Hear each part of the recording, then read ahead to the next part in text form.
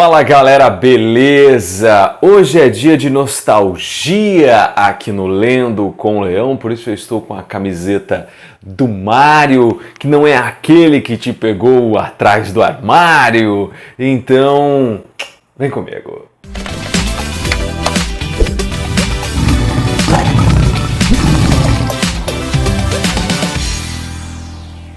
Muito bem.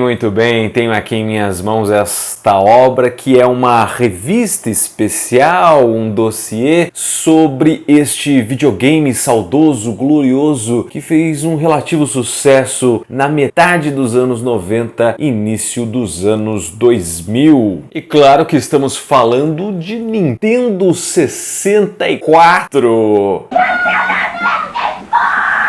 Esta obra aqui, que não chega a ser um livro, como eu mencionei, é mais um encadernado aqui, uma compilação de informações sobre o videogame, é uma revista especial, né? Como colocar assim, uma edição especial. Essa obra aqui, ela chama a atenção muito pela nostalgia de você relembrar esse videogame. Então, vamos relembrar. Senta que lá vem história.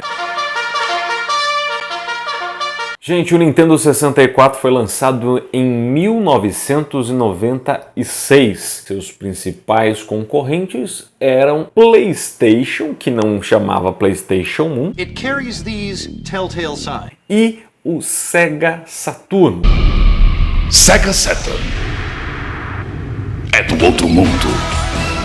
O Nintendo 64 fez sucesso, mas ele não fez tanto sucesso. Isso porque seu maior concorrente era o PlayStation, que apostava na mídia de CD. E isso revolucionou o mercado porque foi o fator crucial para a Nintendo perder a liderança no ramo dos consoles. Porque ela optou, com o Nintendo 64, por continuar fabricando cartuchos, fitas, enquanto PlayStation e a Sony decidiram ir para os CDs. Is a deadly donut.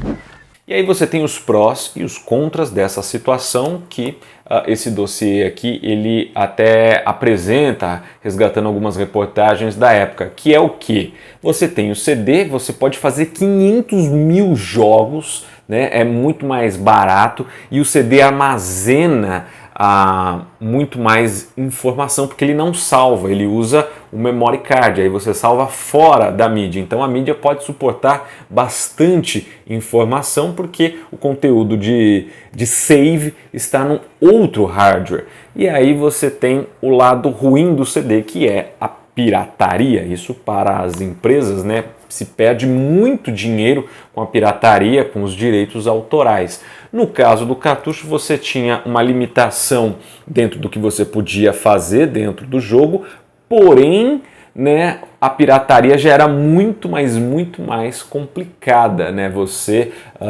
Quem investia no jogo tinha o retorno, porque você piratear o cartucho não era uma coisa muito barata. Até mesmo o cartucho não era uma coisa muito barata. Eu lembro que na época, isso lá no início dos anos 2000, final dos anos 90, uma fita de Nintendo 64 custava 150 a 200 reais. Para você ter uma ideia, 150 reais era o salário mínimo da época. Como se um jogo hoje custasse 1.000 reais. Sou rica! Então isso foi um fator determinante, né? Você escolheu o cartucho em vez do CD, porque aí você não tinha muitos jogos à disposição. E cara, o que faz o videogame são os jogos. Para você ter uma ideia, esse Nintendo 64 aqui, essa revista, ela apresenta, a gente pode até ver aqui, 398 jogos. 398 jogos foram todos os games lançados para o Nintendo 64. It's me, Mario! Enquanto eram 398 jogos até o fim da vida do Nintendo 64, o PlayStation teve 7.000 jogos, teve mais de 7.000 jogos.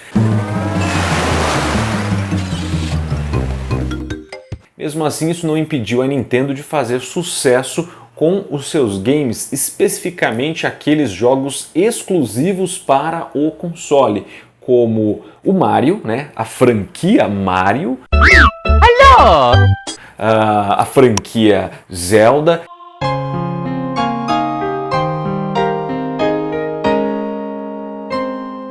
Historicamente, a Nintendo faz videogames para a família, né? Ela não é muito do lance da violência. Você tem os jogos de tiro e tal, muitas franquias dentro do Xbox e do PlayStation. Hoje em dia, da Nintendo aposta mais em jogos da família e também em jogos multiplayer. E essa era a principal qualidade do Nintendo 64. Essa revista destaca isso, que o Nintendo 64 era imbatível e ainda é, na minha opinião, no quesito multiplayer. Você consegue jogar ao mesmo tempo com mais 3 pessoas, ou seja, ao todo 4 jogadores, o videogame roda perfeitamente, não trava, isso por uma tecnologia de 1996. E você tinha jogos muito bons para a versão multiplayer, né? A gente pode colocar aí o Mario Party e também o Perfect Dark, que era um jogo de tiro, um jogo de missões, como o 007, por exemplo, em que você fazia junto com um parceiro e vocês dois na mesma missão. Isso para um jogo lançado no fim dos anos 90, né? Uma coisa que só foi se popularizar depois com os jogos de computador e aí com a evolução aí dos consoles da Sony. E você tem toda essa história que eu narrei com algumas outras informações, alguns outros detalhes aqui nesse dossiê, que ele vai mais ou menos até a metade com essas informações, depois ele começa com a lista de jogos, né? E você tem todos os jogos listados por ano que eles foram lançados, né? Esses 398 jogos. O último lançado foi um Tony Hawk, cara. Um Tony Hawk lançado em 2002. 2002, é isso mesmo? 2002, 20 de 8 de 2002, está aqui. Esse aqui foi o último jogo lançado para a Nintendo 64, especificamente no dia 20 de agosto de 2002. Resumindo, gente, esse dossiê aqui é uma volta à minha infância, porque eu cresci, né, jogando o nosso glorioso Super Mario 64.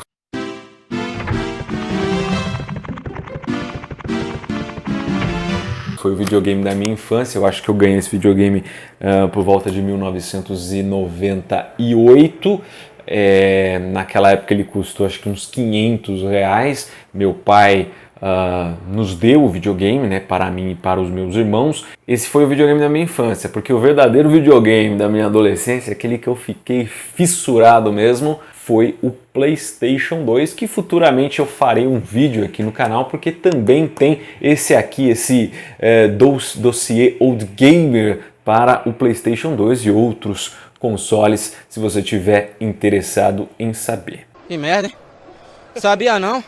Então é isso, galera, espero que vocês tenham gostado do vídeo de hoje. Não se esqueça de se inscrever no meu canal, também de me seguir lá nas redes sociais, no @lendocomleão, no Instagram, tem também o meu Instagram pessoal, @PedroLeão. Você não pode se esquecer de ouvir o meu podcast literário, eu e meu amigo Leandro Las Casas, toda semana com um assunto diferente da nossa literatura no Confraria Literária, nos principais aplicativos de música para o seu celular, inclusive o Spotify.